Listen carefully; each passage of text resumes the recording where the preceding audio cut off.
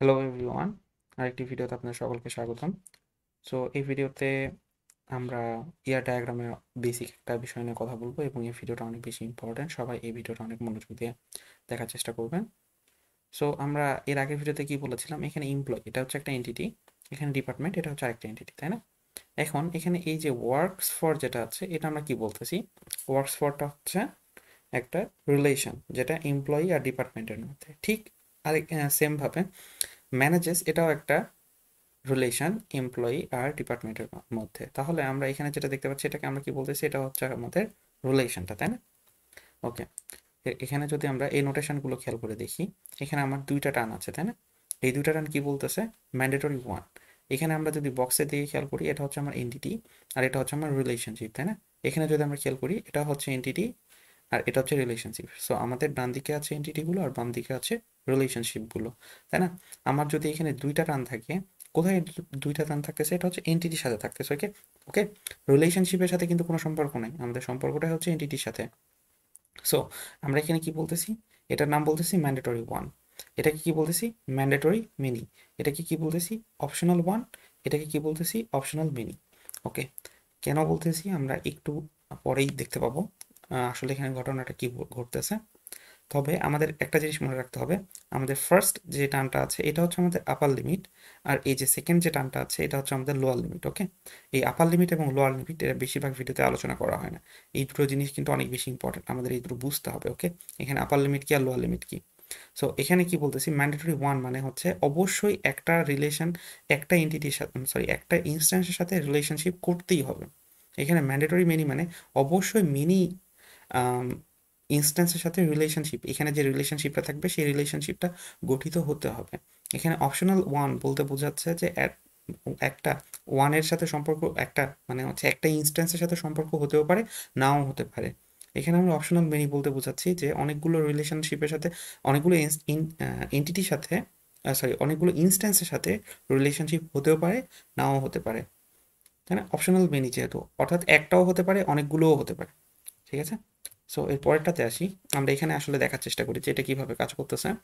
এখানে স্টুডেন্ট আমাদের একটা এন্টিটি, কোর্স আমাদের আরেকটা এন্টিটি, এদের মধ্যে সম্পর্ক হচ্ছে অ্যাসাইন্ড। ওকে, সো এখানে আমাদের আপার লিমিটটা কি, আপার লিমিটটা হচ্ছে মেনি, তাই না? আর লোয়ার লিমিটটা কি, লোয়ার লিমিটটা হচ্ছে ওয়ান। এখানে যদি আমরা খেয়াল করি আপার লিমিটটা হচ্ছে মেনি, লোয়ার লিমিটটা হচ্ছে ওয়ান। ওকে, সো আমরা যদি খেয়াল করি স্টুডেন্ট এন্টিটির একটা স্টুডেন্ট যার নাম হচ্ছে স্টুডেন্ট ওয়ান, তাকে আমি কতগুলো অ্যাসাইন করতে পারবো, সর্বোচ্চ সর্বোচ্চ মিনি কোর্সেস অ্যাসাইন করতে পারি, আমি তাকে 4টা 5টা কোর্সেস অ্যাসাইন করতে পারি।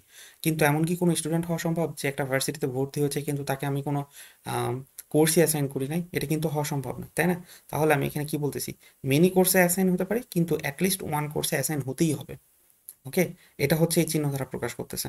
আবার যদি আমি বিপরীত দিকটা খেয়াল করে দেখি, এই রিলেশনশিপটা খেয়াল করে দেখি, তাহলে কোর্সেস অ্যাসাইন্ড করা হয়েছে কাকে, স্টুডেন্টকে। অর্থাৎ আমি যদি বলি অ্যাটলিস্ট একটা কোর্স একটা স্টুডেন্টকে কিন্তু দিতেই হবে। ওকে, না হলে আবার কিন্তু এখানে আমরা বলতে পারি কি, অনেকগুলো স্টুডেন্টের মধ্যেও কিন্তু একটা কোর্স থাকতে পারে, তাই না? সাপোজ আমরা মনে করি ম্যাথ একটা কোর্স, সে কোর্সে কি করতে পারে, অনেকগুলো স্টুডেন্ট অ্যাসাইন্ড হতে পারে, বা অ্যাটলিস্ট একটা স্টুডেন্ট কিন্তু একটা কোর্সে অ্যাসাইন হতেই হবে।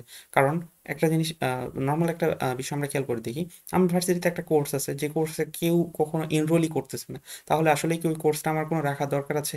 এই কোর্স টেবিল কি আসলে আমার রাখার কোনো দরকার পড়বে তখন? এই কোর্স টেবিল কিন্তু তখন আমার আর রাখার দরকার পড়বে না।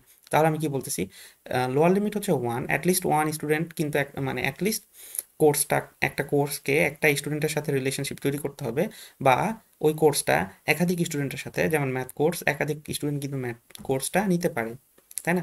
এখন এরপরটা খেয়াল করে দেখি, এইখানে কি বলতেছে, প্রফেসর আর কোর্সের মধ্যে একটা রিলেশনশিপ তৈরি হয়েছে, সেই রিলেশনশিপটার নাম হচ্ছে ডেলিভার্স। সো এখানে যদি আমি খেয়াল করি, প্রথমে এই এন্ডটা আমরা খেয়াল করতেছি। ওকে, একটা কোর্স অবশ্যই কতগুলো প্রফেসর নিতে পারবে, একটা প্রফেসরই নিতে পারবে। আমরা খেয়াল করে দেখি, আমরা এখানে মেনি রিলেশনশিপ তৈরি করা সম্ভব, কিন্তু সেটার কথা আমরা বলতেছি না, আমরা নর্মালটা খেয়াল করার চেষ্টা করতেছি।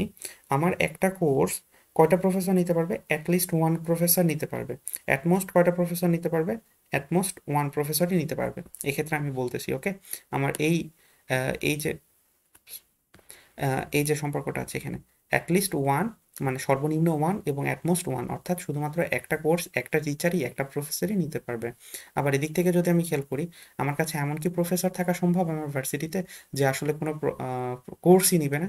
এরকমটা আসলে অ্যাবসার্ড মনে হয়, তাই না? এরকমটা হওয়াটা যে আমার কাছে একটা প্রফেসর আছে যে কোনো কিছুই পড়ায় না, সে শুধুমাত্র প্রফেসর। সো এখানে কি বলতেছি, আমার যে প্রফেসর আছে সে প্রফেসর এন্টিটির একটা ইনস্ট্যান্স অবশ্যই অবশ্যই একটা কোর্স পড়াবে।